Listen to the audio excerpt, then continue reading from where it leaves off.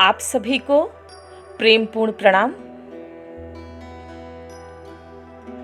एक अनंत पुकार गुरु ज्ञान भक्ति सूत्र वैदिक परंपरा का जो मार्ग है वो सहज योग का मार्ग है।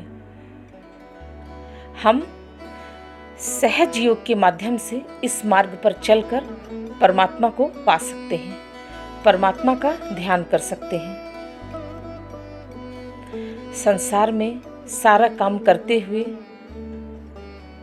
सभी का ध्यान रखते हुए, परिवार में प्रेम पूर्वक अच्छे से रहकर हम भीतर डुबकी लगा सकते हैं, क्योंकि हमारा मार्ग ही सहज मार्ग है। लोग इसको इतना कठिन, इतना जटिल बना देते हैं कि ये कठिन लगता है, पर ये मार्ग सहज मार्ग है। और जो हम आप सबको सिखा रहे हैं या समझा रहे हैं, ये सहज योग है। सहजता के साथ हम परमात्मा में कैसे डूब सकते हैं। लोग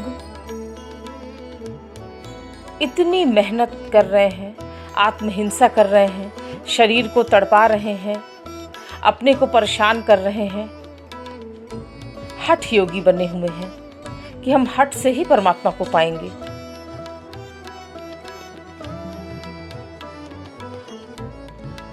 एक महाशय जी थे, वो कई दिनों से पहाड़ पर एक पैर से खड़े हैं और तपस्या कर रहे हैं, प्रभु का ध्यान कर रहे हैं। एक पैर पे खड़े होके, एक पैर पे खड़े खड़े अपने पांव को हाथी पांव बना डाला। अरे, हाथी पांव बनाने की जरूरत क्या है? अगर हम दोनों पांव रखकर परमात्मा को सुन सकते हैं, ओंकार स्वरूप में परमात्मा को देख सकते हैं, निराकार स्वरूप में, सहज मार्ग में आराम से बैठकर घर पर ध्यान कर सकते हैं, तो इतने ऊंचे पहाड़ पर चढ़ने की जरूरत क्या है? इतना अकड़ के, टेढ़ा होके बिल्कुल चले परमात्मा की प्राप्ति में। इतना हठ क्यों करना? किस लिए इतना हठ करना? जब हम रसगुल्ला खा के परमात्मा को पा सकते हैं, तो हम इतना आत्महिंसा करें क्यों? भूखे प्यासे खड़े हैं एक पैर पे, बिल्कुल सोच रहे हैं कि आज प्राप्ति करके ही लौटेंगे। भूख प्यास से मारे डाल रहे हैं अपने को। भूखे भजन न होए गोपाला, ले ले आपन कंठी माला। भूखे भजन भी भला कभी होता है? अच्छे से खा पी के रसगुल्ला, अच्छा भोजन खा पी के सहज मार्ग से हम परमात्मा को पा सकते हैं। लोग सोचते हैं कि अगर हम कठिन मार्ग अपनाएंगे तो ही परमात्मा को हम पा सकते हैं, तो ही हम ध्यान कर सकते हैं। तो ऐसा बिल्कुल भी नहीं है।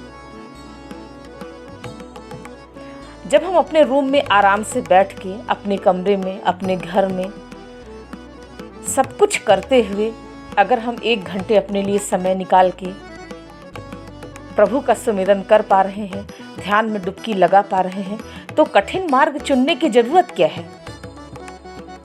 लेकिन नहीं, लोग सोचते हैं कठिन से ही चलेंगे तो परमात्मा मिलेगा। खड़े हैं दिन रात बिल्कुल हाथी पांव बनाए। अरे, रख दो दोनों पांव जमीन पर, दोनों में भी परमात्मा सुनाई देगा और दिखाई देगा। जरूरी नहीं है कि बिल्कुल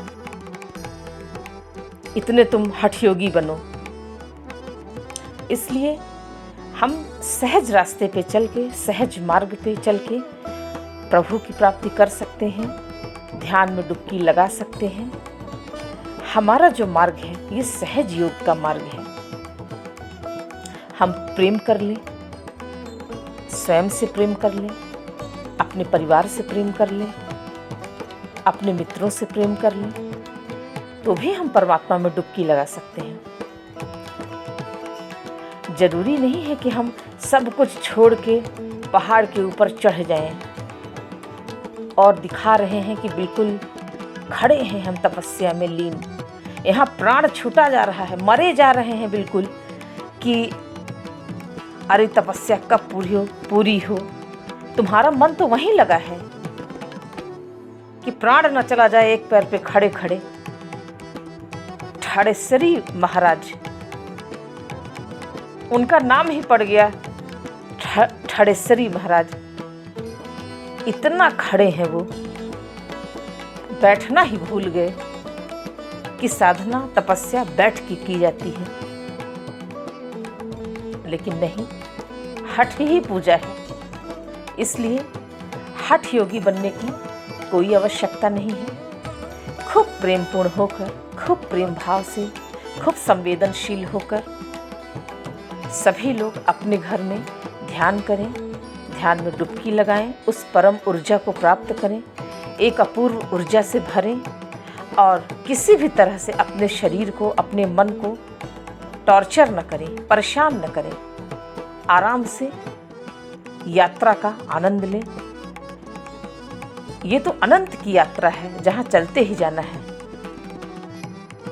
आज के लिए बस इतना ही।